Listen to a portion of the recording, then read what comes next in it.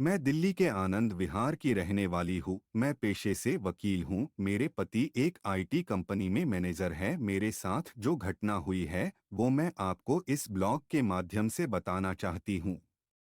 यह घटना तब की है जब मैं 26 साल की थी और 7 महीने से प्रेग्नेंट थी और अपने बेबी का ख्याल रखने के लिए छुट्टियों पर थी। उस रात मेरे पति जब शाम को ऑफिस से लौटे तो हमने पास ही एक पार्क में टहलने का प्रोग्राम बनाया। रात के 9 बज रहे थे और हम अपनी कार से वहां पहुंचे ताकि रात को वापस आते वक्त दिक्कत ना हो। वहां हमने देखा कि लोग बाग वहां टहल रहे थे। हमने भी वहां आधे घंटे तक चहलकदमी की।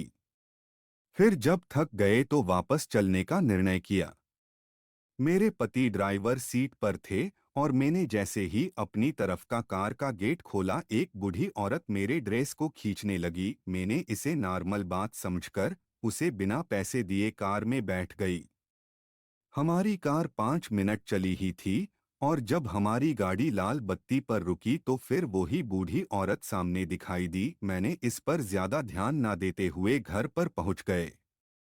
अगली रात जब मेरे पति किसी बिजनेस वर्क के लिए शहर से बाहर गए हुए थे और मैं घर पर अकेली थी, रात को 2 बजे के करीब जब मेरी नींद खुली तो जिसे मैंने देखा वो देखकर मैं बुरी तरह से कांप गई और आंखों पर विश्वास नहीं हुआ। मैंने देखा कि वही बूढ़ी औरत मेरे पलंग के बगल में बैठी हुई थी और कह रही थी, मेरे करीब आओ।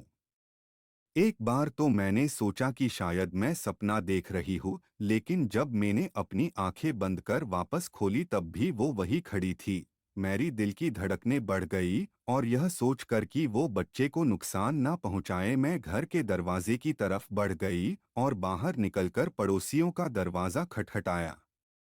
मैं बुरी तरह से डरी हुई थी, लेकिन मैंने पड़ोसियों को कुछ नहीं बताया ताकि वो कहीं मुझे पागल ना समझ बैठे। मैंने तुरंत अपने पति को फोन किया और उसी वक्त गाड़ी से सुबह 5 बजे तक घर आ गए। मैंने उनको सारी घटना बताई।